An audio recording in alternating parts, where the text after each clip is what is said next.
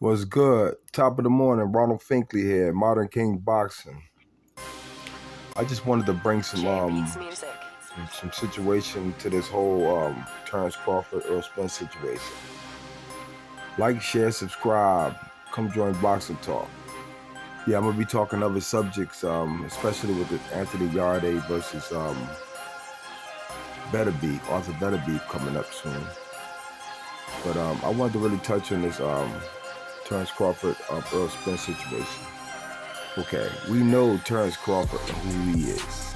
We've seen him come up the ladder in the boxing, stratosphere. Like, he's fought everybody. Terence Crawford has fought everybody that's still relevant today. That's who he is. So there's nothing fake about the resume, nothing. And then you have, Errol Spence, who has a resume in one division. Some of his resume is really sketchy. He fought like Chris Algieri. Who the fuck was that? Sound like a fucking bumper fight to me to make him look great. Same thing with Ugas fighting Manny Pacquiao late in the year. We know that shit was bogus. It just made Ugas look like he was something he wasn't. Errol Spence has been fighting guys like Mikey Garcia, who wasn't even a solid welterweight. That type of shit, but they built him up to be the solid welterweight with Adrian Broner. And we all know Adrian Broner wasn't really a solid welterweight. We seen what Shawn Porter did to him. He just was too strong for Adrian Broner and too big. And AB basically was in over his head and got his ass whooped for like 10 rounds straight. Same thing as Mikey Garcia fighting Adrian Broner. These guys are from smaller weight classes fighting each other to be built up like they were welterweights, but they weren't. When you come up the rankings, with guys like Gamboa.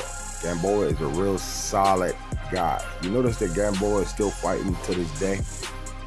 You know why? Because everybody knows he's a strong competitor. And guess who fought him first? Crawford. Crawford fought him first when he was real solid. Guys like Delerme, strong guy. Style is ridiculous. Great boxer. Crawford fought him when he was in his prime. He made him look like nothing. Made him look average. And it's like, we listen to all these people like talk about how this killer Errol Spence is. Yeah, he's a killer because he fights nobody. He's been fighting guys that are like not welterweights. I'm gonna keep it a buck with you. They weren't really welterweights. And we see when he was facing a real welterweight, and Shawn Porter and Danis Ugas, they were real welterweight. And he looked at average in those fights. He drinks a lot. He gets in car accidents. I don't think he's the same person that people seem to think he is. They want to build him up to be this invincible person, but he's just an average boxer. Like, when Crawford fights guys, this is what he makes him look like a Hank Lundy. Hank Lundy is a decent B-level boxer. And see what Crawford did to him. Crawford made him look like a C-level boxer. Look at this shit. Destroying this guy. His paw game, they don't know where the shots are coming from. His paw game is ridiculous. He's like a tiger with a real shit. Just like a tiger. He can sit there and he can like go toe to toe with you, or he can decide to be on his back foot and make you miss, like he did this guy. Ndongo. And Ndongo was a world champion. Another perfect example. This guy got his belts the right way. Well, he didn't fight for no vacant belts. He fought for real belts. You see what I'm saying? Ndongo had went to Russia, and then he went to another country to get his belts. He wasn't never no easy touch. And what Crawford do to him? Crawford destroyed this man. He always destroyed boxers. And this is why the guys don't want to fight him. So, when we in these chats and everything, I won't be talking about this shit no more.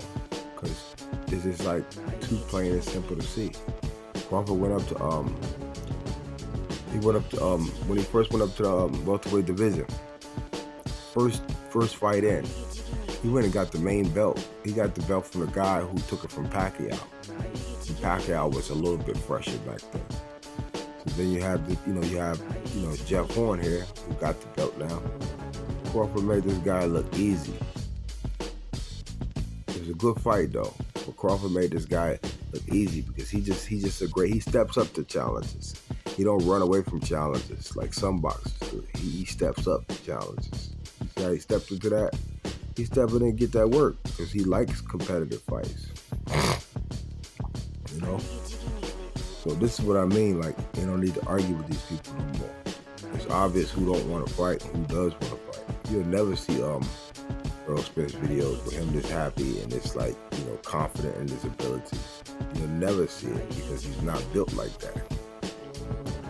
Because he know he can't do all of this stuff. This is like talent right here. This is pure talent.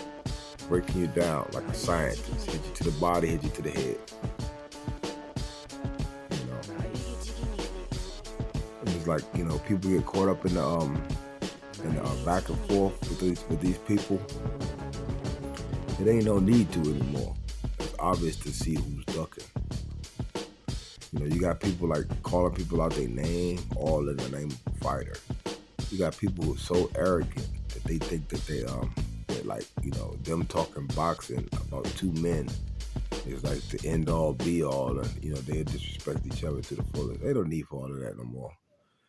All you have to do is keep supporting the boxer that you know you like. And I like both of them, but I definitely won't be buying Spence fights no more. I'll just stick to what I like. And that's somebody who actually doesn't veer away from any challenges. And we see what Errol Spence has said vocally that you on the other side of the street, I'm gonna give you a little bit, 70-20. That's what he did with Shawn Porter, 70-30, 80-20. 60-30, 65-35. We've seen this before from Errol. He did that with Shawn Porter before he was about to fight. Because that's just how how non-challenging he is. It's all about the money with them in Texas. Because Errol want to know what his split gonna be after all of those cookie jar people take his money. So this is why you hear Errol talking like this all the time. Champions don't talk like this. Crawford never talked like this.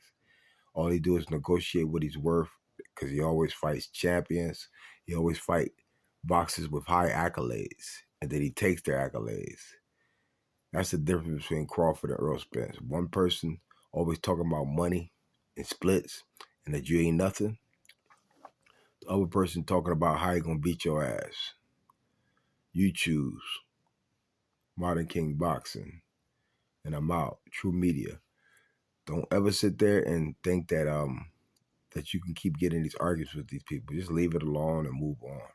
It ain't worth it no more. Because the entities that be and Errol Spence, they've proven that Terence Crawford is the best welterweight on the planet. There's no denying it. Peace.